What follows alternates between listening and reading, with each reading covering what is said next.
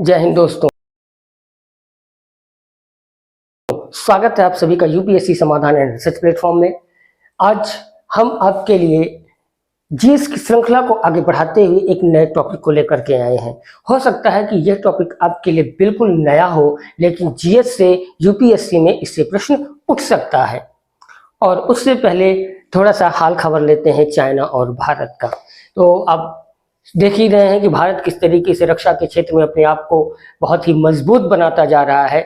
अभी हाल ही में ब्रह्मोस मिसाइल का परीक्षण किया। परीक्षण करने के पश्चात उसने फिलीपींस को एक्सपोर्ट भी कर दिया।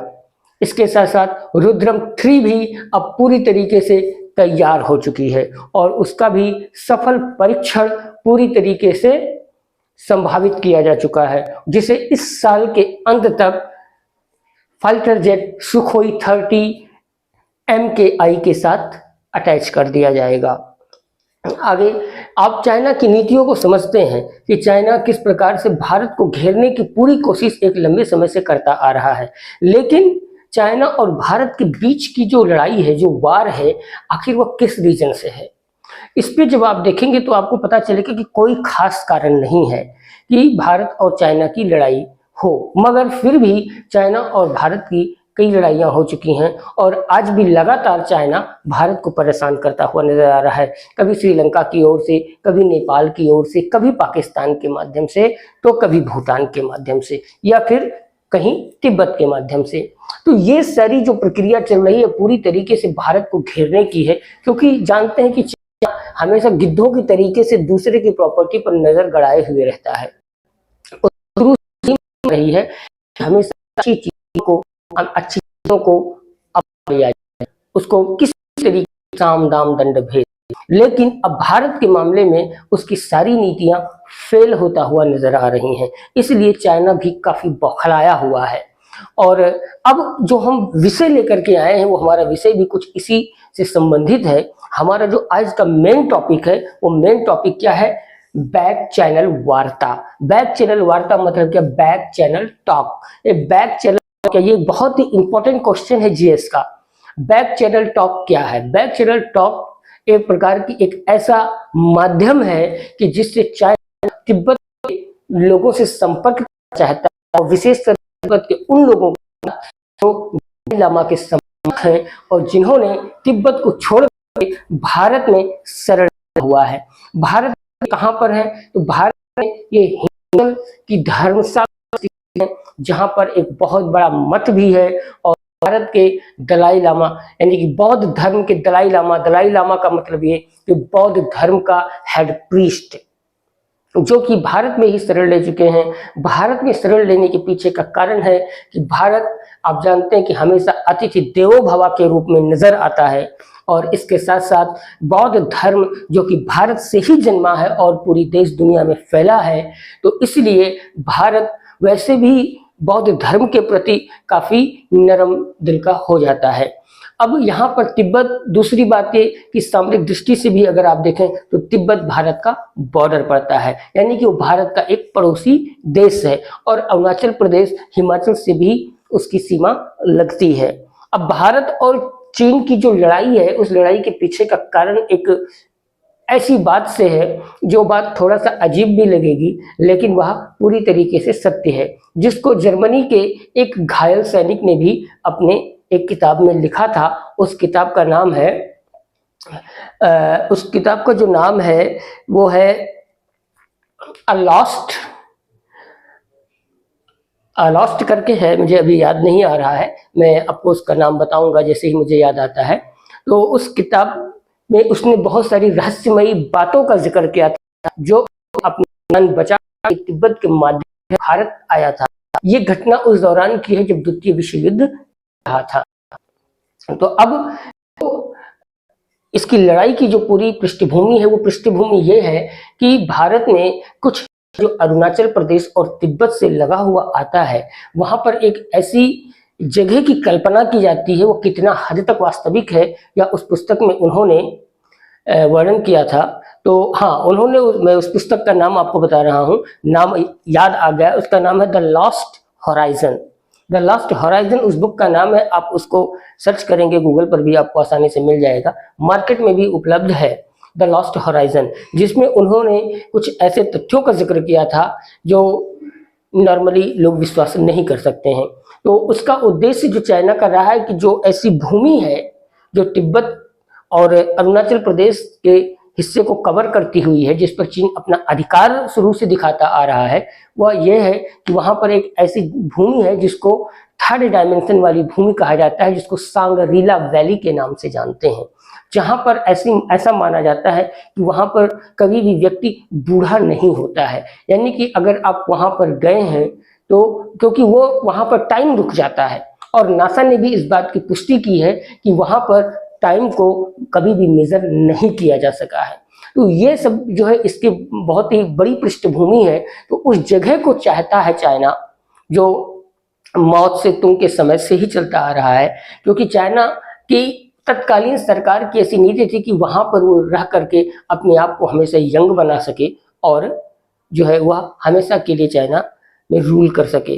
और इस घटना को उस समय जो है जब उसने कहीं से इस बात को सुना था, और इस बात के लिए जब उसने अपने कुछ सैनिकों को भेजा, जो बहुत अनुयायी जो रह रहे, उन्होंने इस चीज करके जहां से इन सैनिकों को पूछा किया, तो एक बिंदु वे बौद्धिस्ट थे, वे गायब हो गए।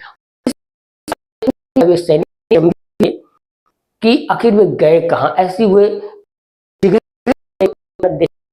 हो, उस जगह की खोज की वजह से लगातार भारत दुश्मन बना है, जिसके लिए कई दुनिया भी हैं, और इसके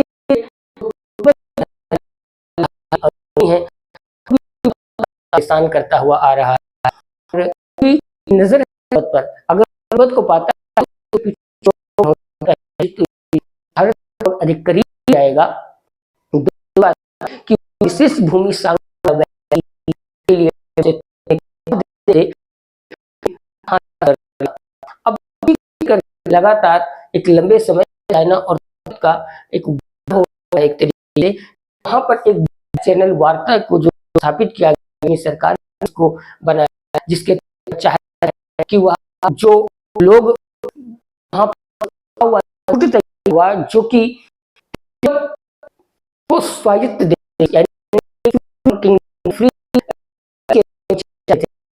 वहां अपनी नीति रूप में उभर सामने जब के लिए, लेकिन उनको तो हिमाचल करके दिया। अब लगातार किसी के कि हमें हाँ मिलाएं, और वे आकर के अपने लोगों को और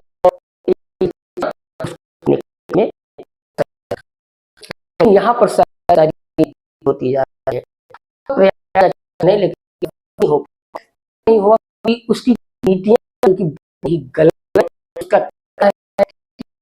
कि हम कब्जा की है, उस हम आपको नहीं देंगे। यानी कि वह इस पर बात नहीं करना चाहता, वो आपस व्यवस्थित करें, लेकिन अपने ढंग से, आपके ढंग से नहीं। यहाँ पर कुल जो प्रश्न यह बनेगा क्या उद्देश्य या किन दो गुटों किन उद्देश्यों के लिए को लाया गया है, या फिर इसका संबंध कौन से देश के साथ, कौन से देश के मध्य है। इस तरीके से 3-4 प्रश्न बन सकते हैं। का उद्देश्य क्या है? समग्र प्रक्रिया को पुनर्जीवित करना, कि इस बैक चैनल वार्ता चाइना भारत दलाई लामा के लोगों को बात करना चाहता है, लेकिन करना चाहता है 14 रिप्रेजेंटेटिव्स के साथ वो बात करता रहता है। अब आगे वो बात करने के पीछे क्या है कि चीन ने कहा दलाई के प्रतिनिधि से बात नहीं करेगा, ही बात होगा जो रह रहा है, यानी जो नीतियों का विरोध है उनसे बात नहीं करेगा, क्योंकि वो सिर्फ दलाई लामा के प्रतिनिधियों से, रिप्रेजेंटेटिव से ही करना चाहता है। अगली बात है, कारण क्या है? कारण ये है कि अब जो दलाई लामा है, जो इनकी हिमालय में जो इनकी जो कि मातृभूमि भी थी, जिसको कब्जा कर रखा है, वह उस नहीं करना चाहता है, क्योंकि दलाई लामा चाहते हैं कि वह जमीन वापस जो से हैं तो ये अब सिजांग है, कौन है? ठीक है, जिसको कहा जाता है। उससे क्यों क्या है? यह एक राजनीतिक अलगाववादी गुट है, जिसके प्रमुख है वो पेमा सेरिंग है, दूसरा है सिजांग। तो ये जो है इस अलगाववादी, तिब्बती अलगाववादी गुट के प्रमुख नेताओं में से एक है। तो ये जो चाहता है चाइना कि वह इनसे बात ना करे, अन्य जो प्रतिनिधि हैं वो उनसे बात करे, दलाई लामा से वो बात ना करे। दलाई लामा की जो मांगे हैं, जो उनकी भूमि जिसको चाइना ने कब्जा कर रखी है, वह उस पर बात ना करे। यानी कि चाइना पूरी तरीके से अपनी शर्तों पर बात करना चाहता है कि वह तिब्बत को कब्जा भी कर ले और तिब्बत के रहने वाले लोग जो है वह उसके नियम और कानूनों के तहत चलें, क्योंकि वह इन अलगाववादी गुटों को बिल्कुल भी नहीं मानता है, इनकी नीतियों को चाइना नहीं मानता है। क्यों? क्योंकि इनकी नीतियां एक स्वतंत्र राष्ट्र के रूप में तिब्बत को पुनर्जीवित करना, लेकिन चाइना चाहता है कि तिब्बत एक स्वतंत्र देश ना होकर के वह इनका एक उपनिवेश बन करके रहे। आगे जो इसमें विषय क्या है कि उसकी दो विषय हैं, या तो वह दलाई लामा ही बात जिनकी 14 है, या फिर केवल उस व्यवस्था की बात करेगा, यानी कि उनकी मांगे पूरी करने के लिए नहीं, जो कि दलाई लामा पहले से मांग कर रहे हैं कि उनकी वह भूमि जो कि हिमालय में है और जिस पर कि चाइना ने कब्जा कर लिया है, वह भूमि उनको वापस करे चाइना। चाइना इस विषय पर बात नहीं करना चाहता है, ऊपर से इनको एक चेतावनी देता है कि ऐसे लोग आत्ममंथन करें और वे वापस आए तिब्बत में, मगर चाइना की नीतियों के तहत, जो कि अब संभव नहीं है। अगली बात, इस पर इसके लिए जो है 9 वार्ताएं की गई हैं, 2002 से लेकर के 2010 तक टोटल 9 वार्ता की गई, लेकिन किसी भी वार्ता का कोई ठोस हल नहीं निकल पाया है। जबकि चाइना कहता है कि बैक टॉक जो है, बैक चैनल टॉक से ही एक ऐसा माध्यम है जिसके तहत समस्याएं हल हो सकती हैं, लेकिन समस्या हल इसलिए नहीं हो रही है क्योंकि चाइना केवल और केवल अपने ही नीतियों पर इस समस्या को करना चाहता है। अब आगे की है कि जो वास्तविक स्वायत्तता है, कि जो फ्रीडम है तिब्बत की, वह नहीं चाहता, और इसी वजह से दलाई लामा जो है, जो 14वें दलाई लामा हुए हैं, उन्होंने 1965 में भारत के हिमालय में, यानी कि धर्मशाला डिस्ट्रिक्ट में आकर के शरण ली, और तब से वहां पर उन्होंने एक निर्वासित सरकार को स्थापित किया। क्यों? क्योंकि वे सब निर्वासित हुए तिब्बती थे, और यहाँ पर उन्होंने अपनी एक निर्वासित सरकार को स्थापित किया, जिसके तहत वे तिब्बत को एक अलग स्वतंत्र देश के रूप में मांग करने की लड़ाई लड़ रहे हैं। फिलहाल चाइना की नीतियों को कितना हद तक हम सही कहेंगे? आप जानते हैं कि चाइना की दोगली नीति शुरू से चलती आ रही है, जो उसने सभी देशों के साथ किया है, और अब भी वह लगातार ऐसा करता आ रहा है। अभी से वो भारत को एक कमजोर करने की भी व्यवस्था में लगा हुआ है, जो कि कतई संभव नहीं है, क्योंकि बौद्धिस्ट लोग आखिर जाएंगे तो जाएंगे कहाँ? भारत से निकला हुआ धर्म है, भारत उनके लिए सहजभाव भी रखता है, भारत की नीति भी है अतिथि देवो भव, तो वो भारत को कैसे छोड़ सकते हैं दलाई लामा? आप इस पर मन करें, विचार करें कितना हद तक चाइना की नीति। हम फिर मिलेंगे अगले नए सेशन में, नए सब्जेक्ट, नए टॉपिक के साथ। तब तक के लिए आप व्यस्त मस्त रहें और अपनी पढ़ाई करते रहें। अगला नंबर आपका है यूपीएससी क्लियर करने का। जय दोस्तों।